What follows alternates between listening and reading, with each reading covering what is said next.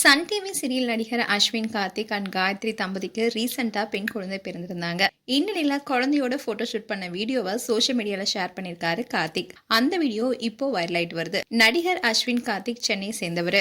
இவர் காலேஜ் படிச்சுட்டு இருக்கும் போதே மீடியாக்குள்ள வரணும்னு ஆர்வம் இருந்தது. இதனால திரைப்பட வாய்ப்புகளை தேட துவங்கினாரு. அப்போதான் சீரியல் நடிக்க வாய்ப்பும் கிடைச்சது. விஜய் டிவில ஒளிபரப்பான super hit serial Saravanan Meenakshi சீரியல்ல ஒரு முக்கியமான கேரக்டர்ல நடிச்சிருந்தாரு.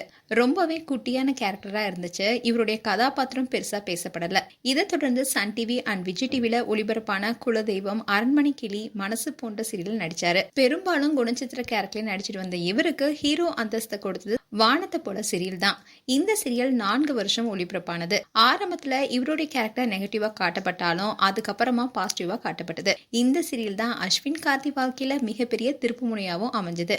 இப்போ ரீசெண்டா துவங்கப்பட்ட அன்னம் சீரியல்ல நடிச்சிட்டு வராரு. இவரு 2023ல மேக்கப் ஆர்டிஸ்ட் காயத்ரியை காதலிச்சு திருமணம் செஞ்சுக்கிட்டாரு.